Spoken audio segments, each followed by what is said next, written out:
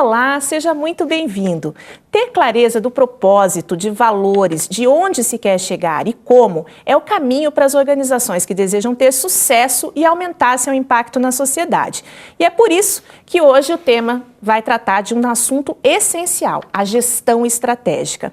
E nós trouxemos dois convidados especiais, grandes especialistas na área, Norman Arruda Filho, atual presidente do ISAE FGV, e também com uma trajetória extensa aí como diretor de grandes corporações, e Lina Uzesh, cofundadora e atual CEO da Aliança Empreendedora. Muito obrigada pela participação de vocês, sejam bem-vindos. E eu quero começar o nosso bate-papo emprestando uma fala do Sêneca, filósofo, escritor da época do Império Romano, que dizia que não há ventos favoráveis para quem não sabe onde vai. Qual é o risco para uma organização que não tem muito bem delimitada a sua estratégia, e não só delimitada, conhecida e praticada pelos seus colaboradores? Você quer começar respondendo, Norman? Olha, eu acho que o Sêneca está vivo até hoje quando você requer isso de qualquer organização. Seja ela uma organização não governamental, seja ela uma grande empresa, que tem que ter claro, e muito claro, em que posição que essa empresa se encontra, aonde que ela quer chegar, quais são as forças com as quais ela conta nesse processo de crescimento, de desenvolvimento, e principalmente uma definição muito clara da estratégia a ser desenhada para isto. E quando nós estamos falando em estratégia desenhada para isso, nós estamos falando em algumas questões que são fundamentais e que eu acho que a Lina vai explorar isso com uma facilidade muito grande, que é o dia a dia da nossa Aliança Empreendedora. Mas eu acho que dois pontos são fundamentais. Eu preciso ter visão de futuro. Eu preciso saber aonde eu quero chegar. E eu preciso ter um grau de conhecimento mínimo do mercado. Eu acho que esses dois pontos são de fundamental importância para iniciar o processo de planejamento. Certo. Vamos lá. Eu acho que uma das coisas mais legais que eu aprendi nesse processo foi entender que a estratégia ela nos leva de um ponto a outro. E eu só consigo gerar estratégia se eu sei qual é esse segundo ponto, da onde que eu estou saindo e para onde que eu estou indo. Então, essa foi o primeiro grande aprendizado, é que a gente não consegue fazer nenhum tipo de gestão estratégica sem ter os dois pontos, o A e o B. E o B é o que o Norman já falava, é onde queremos chegar. Por uma organização social, que é o nosso foco aqui, esse ponto B, ele pode ser tão ideal quanto o impacto, a missão, a visão, que ele está lá projetado lá na frente, e a estratégia vai dizer como vamos chegar nesse impacto, e esse impacto pode ser muito idealista, e não tem problema, acho isso importante dentro do processo da estratégia. Ou ele pode ser uma coisa muito simples, que é o resultado que eu quero chegar daqui até o fim do ano. E a estratégia é o como eu vou chegar nesse resultado daqui até o fim do ano. Então, para qualquer coisa, para qualquer estratégia, seja ela de curto, médio ou longo prazo, esse ter o ponto B bem definido, onde queremos chegar, é super importante. Independente do tamanho que a organização tenha, ou o tempo de vida que ela tenha, essa definição do ponto B é super importante e ela vai ajudar em uma série de coisas daí, não só da estratégia, mas de captação, de melhor atender o beneficiado na ponta. Então, é o que vai ajudar a definir os comos e os rumos da organização. A palavra estratégia assusta um pouquinho as pessoas, porque normalmente os líderes das organizações sociais, eles não têm uma formação especificamente na área de administração, não tem como essência a formação em gestão, um MBA, uma especialização, enfim. Isso assusta um pouco, porque como é que eu vou começar uma estratégia? Será que eu preciso procurar uma faculdade agora de administração para conseguir implementar uma gestão estratégica na minha organização? O que vocês diriam para um gestor que está começando no terceiro setor agora e quer arregaçar as mangas, colocar a mão na massa e fazer uma gestão estratégica? Olha, eu vejo que alguns pontos são fundamentais. O primeiro deles é que ele tem que ter uma noção muito clara do que ele pretende. Eu acho que isso é o ponto fundamental, porque se começar a dar tiro para tudo que é lado, não vai chegar em lugar nenhum. Né? O segundo ponto que eu vejo que é extremamente necessário nesse conjunto é um alinhamento com quem é que nós vamos. Né? Quando você vai definir um planejamento estratégico, quando você vai definir um processo, seja ele com as ações previstas em termos de curto, médio e longo prazo, que resultados que se busca com isso, é uma definição muito clara com quem que se conta nessa caminhada. Né? E esse com quem se conta, que na realidade são os stakeholders, né? Nós temos que saber o time interno, né? Quem são os parceiros que vão colaborar com o sucesso desse projeto. Terceiro lugar, que eu acho fundamental, nós temos que ter um conhecimento do público-alvo que a organização pretende atingir, né? E que resultados queremos ter com esta população, né? Com esse público. Que resultados queremos? Nós queremos melhorar a capacidade de organização dessa comunidade, queremos melhorar o nível de capacitação, queremos melhorar o nível da capacidade de produção. Tudo depende dessa definição antes da construção do processo de planejamento. Em termos de ferramentas, se eu, por exemplo, que sou pedagoga, se eu estiver à frente de uma organização, será que eu consigo tocar com esses elementos que o Norman apresentou aqui agora? Você acrescentaria alguma coisa? Não, com certeza. Eu acho que a única coisa que eu acrescentaria, e que eu acho que é importante quem está pensando em empreender no setor social, é que, como qualquer organização, existem pelo menos 2 grandes momentos. Tem o momento do empreender e tem o momento do gerir, né? E aí depois do crescer e assim por diante. Mas esses 2 grandes momentos, do empreender e do gerir, eles exigem desse empreendedor social capacidades diferentes e competências e habilidades diferentes. Então a gente acaba, muitas vezes, o que a gente mais vê, né? O empreendedor entra com a missão, com a paixão, junta uma equipe, junta parceiros e começa uma organização com muita paixão e com até muita clareza de visão do que ele quer, enfim, qual é o impacto que a gente quer gerar, etc. Chega um determinado momento que só isso não basta mais, porque a organização começa a tomar forma e é preciso gerir.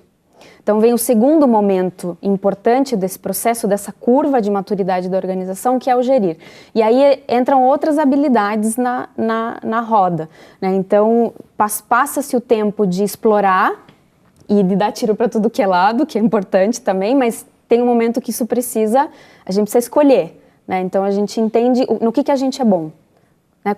Qual é aquela metodologia, qual é o impacto que a gente gera naquilo que a gente é muito bom, é hora de focar. O segundo momento, quando a gente começa a focar e entender onde está o valor agregado dessa organização, e aí o processo de gestão, que realmente não precisa ser formado em administração, enfim, tem ferramentas que ajudam muito, mas eu acho que é mais uma consciência disso que o Norman estava falando, né? Mais uma consciência de saber que agora é hora de gerir. Então, tem um papel do empreendedor que é muito importante, do explorar, do inovar, e tem que ter pessoas na equipe, de alguma forma, que tragam esse outro lado, né? Como o lado esquerdo e direito do cérebro, mais ou menos. Essa combinação é muito importante. Mais técnico, mais ferramental. Mais ferramental, mais racional, mais pé no chão. Então, essa dobradinha é sempre muito importante ter dentro da organização. Alguém que esteja olhando para, tá tudo muito lindo, muito legal, mas vamos sentar e olhar. Para onde estamos indo? É isso que estamos fazendo, né? As nossas ações, o nosso tempo, os nossos recursos. Aonde estão nos levando, de fato? Né? E que comece a ter um olhar mais pé no chão, sem nunca perder, obviamente, o instinto empreendedor, né, dos fundadores. Enfim, que essa dobradinha é que faz a organização crescer. Se a gente tivesse que dar um nome técnico para isso que vocês falaram agora, vocês falaram um pouquinho da missão, falaram um pouquinho da visão, falaram um pouquinho da clareza dos valores e do propósito, né? De fazer, de repente, uma análise SWOT, que é um conteúdo que está presente no curso, né? De fazer uma análise SWOT, de fazer um diagnóstico, saber onde está, quais são as forças, as oportunidades, né? Para poder avançar num plano estratégico que tenha indicadores de mensuração de impacto, tudo isso é bem importante, né? E tão importante quanto isso que a gente está falando aqui, são outros 2 temas que também estão presentes nesse curso, que são a governança e a sucessão. E aí eu queria pedir para você, Norma, comentar um pouquinho sobre a importância da governança e para você, Lina, que fez um processo de sucessão maravilhoso lá na Aliança, contar um pouquinho de como é que foi essa transição. Eu te diria, de uma maneira muito clara e muito óbvia com relação ao processo de governança, que é um processo que está num crescimento muito grande e os mecanismos de governança hoje, todos eles, sejam pelo nível da sua transparência, da gestão, seja pela capacidade de prestação de contas daquilo que se faz, seja por um processo de relacionamento claro, objetivo, ético, com relação ao conjunto daqueles com os quais nós estamos nos relacionando, com aqueles que eventualmente teremos que prestar contas dos recursos que estamos aplicando. A questão da governança pressupõe um entendimento muito claro de que todos essas dinâmicas, esses procedimentos são no seu conjunto, geradores de valor para o empreendimento, para o negócio, né? Então, quando a gente fala em sucesso das ações que estamos desenvolvendo, pressupõe não apenas que a gente tenha o mínimo de aplicação dessas ferramentas, como é o caso da matriz SWOT que você acabou de mencionar, que eu acho é extremamente importante, mas que tenhamos claro a importância da governança. É o processo da governança que vai atrair investidores, que vai atrair apoiadores, que vai valorizar o empreendimento, que vai trazer uma capacidade das pessoas poderem olhar para a nossa organização e dizer assim, isto é uma organização confiável, vale a pena investir, podemos trazer para o nosso lado, podemos dar apoio e manter um processo de acompanhamento. Porque sabemos que tem um processo de planejamento, que ela sabe prestar contas, que teremos um caminho pelo qual ela já está devidamente planejada nas suas ações e iniciativas de curto, médio e longo prazo, sabemos com quem que ela já está articulada, isso é fundamental, né? Contamos com quem? Quais são as nossas competências instaladas e aquelas que vamos buscar desenvolver? Isso tudo entra no nosso processo de governança aplicado a esta realidade que estamos aqui discutindo. Evidentemente que se falarmos em processos de governança corporativa, de empresas que estão listadas na Bolsa de Valores, obviamente que nós estamos falando de um outro nível de sofisticação, com capacidade de integração entre conselhos, né, entre consultoria, formas de haver esse processo todo de tornar público as medidas que são tomadas nas empresas, mas enfim, para esse contexto, para essa realidade, eu acho que essas são as questões básicas. Então, ótimo você ter diferenciado um pouco do mundo corporativo, porque às vezes a organização diz, mas eu preciso me preocupar com a governança, isso não é uma coisa que é do meio empresarial, né? E foi muito clara a sua explicação. Faz bem e não dói. É verdade. Como fazer a gestão estratégica é importante para várias outras coisas. Por exemplo, para captação de recursos, atração de investidores, né? Como você comentou. E Lina, conta pra gente agora um pouquinho como é que foi o processo de sucessão. Qual a importância da sucessão para o terceiro setor, que é também hoje um ambiente em que a gente tem uma certa rotatividade, né? Não dá para generalizar, óbvio que nós temos grandes organizações e com gente engajada há muito tempo com a causa, mas a gente sabe que às vezes essa rotatividade, o turnover, a falta de um sucessor, de uma grande liderança na organização faz a diferença. O que você diria sobre isso? Olha só, o nosso processo, eu acho que ele teve sucesso principalmente devido ao papel que o Rodrigo, que é um dos fundadores da Aliança, teve em formar uma boa equipe, né? Então, acho que não só isso, e tem um segundo fator também que é super importante, que tem sempre essa figura do empreendedor social, né? Então, aquele que empreendeu a organização ou aquele grupo de 2, 3 cofundadores, que é muito forte essa imagem. Muitas vezes são essas pessoas que conseguem angariar parceiros, né? Porque confiam naquela pessoa, tem essa pessoa como referência. E isso é importante num primeiro momento, mas num segundo momento tem que ter a consciência de que não dá para personificar a organização, né? Então, que é a armadilha na qual muitas organizações acabam caindo, infelizmente, que é a síndrome do fundador, né? Então, e é uma armadilha que é uma armadilha organizacional, porque em algum momento esse fundador pode querer sair ou pode, por exemplo, só ser conselheiro e não ter mais atuação no dia a dia da organização. E essa rede que se forma ao redor dele, se ele vai embora, ela vai junto com ele. Então, uma das coisas que eu digo foi muito bem sucedida no processo de sucessão na Aliança é que o Rodrigo, e estou falando dele especificamente porque ele era a pessoa responsável por angariar parceiros, patrocinadores, enfim, para a causa da Aliança, ele foi muito inteligente nesse processo de formar uma rede para a Aliança e não para ele. Certo? E tem uma diferença, e nem todos percebem, que é você formar uma rede forte de parceiros e de contatos para a organização, não para você mesmo. Que acaba acontecendo inconscientemente, então não é por mal que as pessoas fazem isso, mas é porque é mais simples, é mais fácil. Então, acho que um ponto fundamental para quem está passando por esse processo é entender que a rede, e a rede é valiosíssima, né? O Norman comentou isso no início, a rede tem que ser da organização. Então, dos pontos mais críticos é isso, fazer a passagem, não só do bastão, da gestão, né, e dizer, daqui para frente vocês tocam, e eu vou embora e levo comigo todo o conhecimento e toda a rede de contatos.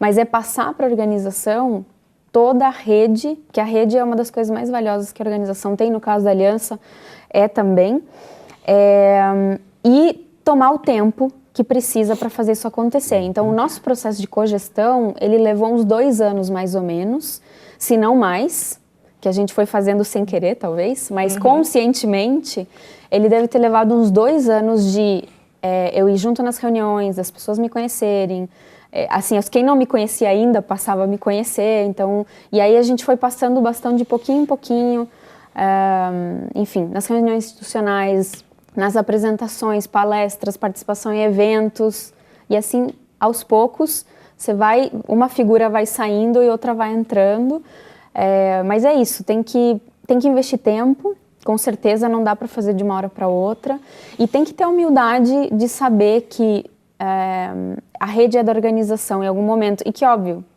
a pessoa continua super bem conectada, mas o fato dela deixar esse legado para a organização é super importante, assim. E ter dentro da organização um investimento em lideranças, né? Na formação de lideranças da organização. Porque agora eu já estou pensando eu já tenho, né, que pensar nas próximas lideranças da organização. Por mais que eu queira ficar anos e anos dentro da Aliança, tudo pode acontecer a qualquer momento. Então, é a obrigação das pessoas que estão à frente da organização já começar a investir nos futuros líderes dessa organização, né? Porque acho que é um desafio muito grande para muitas organizações que eu acompanho, a coisa do middle management, assim, que é a gestão do meio, né? Então, o que acaba acontecendo em muita organização é isso, fica um vazio no meio. Você tem os fundadores ou a equipe mais sênior, aí você tem a equipe nova, que tem muita rotatividade, às vezes alguns poucos permanecem mais tempo, durante anos, e o meio fica vazio. O meio é o lugar dos gerentes, digamos assim, aquelas pessoas que vão se tornar os futuros líderes da organização. E isso é um desafio geral, assim, generalizado no terceiro setor. Essa formação de lideranças, desses, vamos chamar entre aspas, de gerentes, né, mas as pessoas que têm um cargo no chamado middle management, né, que é essa gerência do meio, preparados para assumir a liderança. Então, esse é um desafio de recursos humanos que todos temos. Como, eu acho que nas empresas isso também não é diferente, mas no terceiro setor por conta da rotatividade muito grande, acaba tendo, os líderes da organização têm esse desafio, sim. Por isso que precisa fazer parte da gestão estratégica, o processo de sucessão, assim como de governança. E a formação de lideranças, com certeza. Não dá para personificar, como você falou, né? E a gente já está indo para os minutos finais do nosso vídeo, então, para encerrar, eu quero pedir para você, Lina e Norma, que são 2 gestores muito bem-sucedidos nas organizações que vocês lideram, que vocês deem um conselho, uma dica, uma mensagem para as pessoas que estão nos assistindo e que vão começar agora o processo de gestão estratégica, que estão começando a rever sua visão, missão, valores, que estão começando uma análise SWOT, que vão seguir agora num plano estratégico, estabelecendo indicadores. O que vocês diriam para essas pessoas, né? Que mensagem vocês dariam para que elas tivessem ânimo e uma organização bem-sucedida para aumentar cada vez mais o seu impacto? Ladies first. Então tá bom. Vamos lá, acho que vou falar de alguns aprendizados. Acho que a lição que a gente aprendeu nesse início, quando a gente quer trabalhar gestão estratégica, vão ter muitas tentações no caminho, né? E outra coisa que a gente aprendeu com o nosso conselho é que existe uma diferença entre estratégia e oportunidade. E aí a gente demorou um tempo para entender o que isso significava, né? Porque oportunidades surgem o tempo todo. Pode acontecer, surge um parceiro que diz assim, eu quero que vocês façam um projeto para apoiar crianças. Só que a aliança não apoia crianças, né? Então, a gente entra naqueles dilemas assim, nossa, mas a gente está precisando do recurso, e agora o que a gente faz? Às vezes, são tentações, vamos chamar assim, ao longo do caminho, que acabam acontecendo e são oportunidades que surgem. Sim. E os gestores da organização têm que ter essa consciência de separar o que é oportunidade, o que é estratégia, e saber assim, se a gente definiu o que a gente quer, qual é o impacto que a gente quer gerar, como vamos medir, quais são os resultados que queremos alcançar, tem que haver temos que tentar evitar as distrações no meio do caminho. Vão ter coisas no meio do caminho que vão ser muito legais, que vale a pena aproveitar.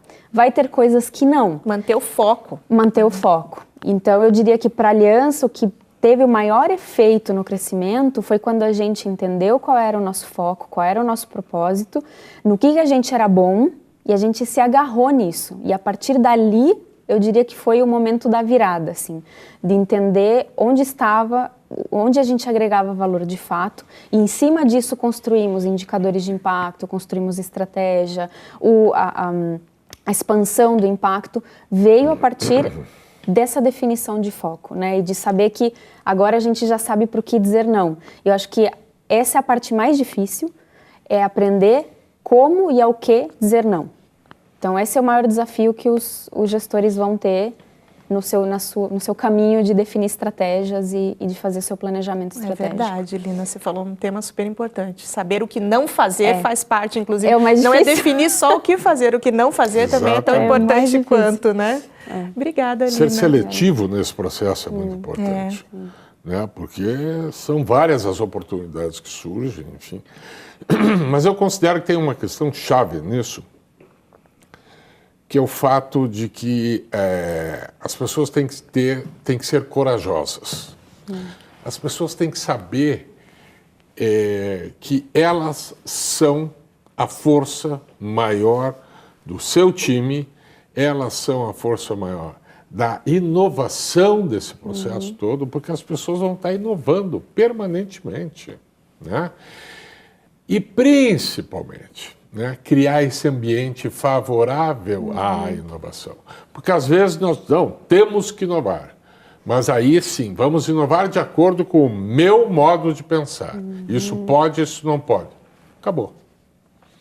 Né? Então, se criar o ambiente favorável, o que eu chamo de ambiência favorável à inovação, ao processo de inovação, como é que eu estimulo criatividade que vai ser transformada em inovação, que vai ser adquirida pelo mercado, que vai ser aplicada ao meu projeto, né? Eu considero que isso é uma questão fundamental.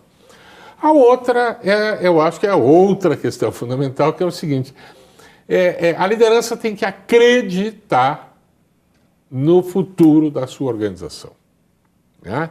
Eu tenho que acreditar no time, na potencialidade do time, que tem que crescer junto com a organização.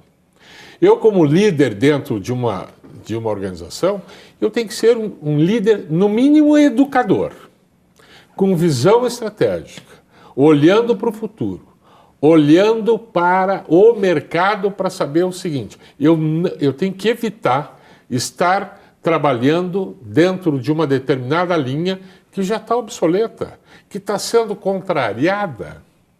Então, isso é fundamental, estar plugado. Eu tenho que estar plugado naquilo que há de melhor, aquilo que há de mais avançado que esteja sendo feito, pelo menos como referência. Se eu vou aplicar isso ou não, eu gostei quando você falou, Lina, de uma questão que eu costumo chamar de maturidade estratégica, né? E a maturidade estratégica, eu uso isso muito com os meus alunos, é baseada numa matriz aonde você cria uma capacidade de análise, né, do nível estratégico dessa maturidade. E aí você tem um processo de avaliação, que ele é dado, ele não tem indicadores, ele não tem outros mecanismos, mas tem o que eu chamo de percepção, a autopercepção. E aí, esse modelo eu chamo de maturitômetro. É um instrumento pelo qual nós avaliamos. Eu não vou avaliar você, mas é um instrumento pelo qual você, de acordo com a tua percepção, avalia o teu processo de crescimento, de desenvolvimento. Quem é você comparado ao que você era há um determinado tempo atrás. Então, o que eu digo é o seguinte, adotem o maturitômetro como um instrumento, ele é facílimo de ser aplicado, né? E se a aliança quiser, é um instrumento extremamente simples, né? E está aberto, porque está aberto a todo o conjunto dos nossos alunos que nós aplicamos e fazemos. Tá certo. Muito legal a participação de vocês, muito obrigada. E nós ficamos por aqui. Esperamos que você conclua o curso e até a próxima.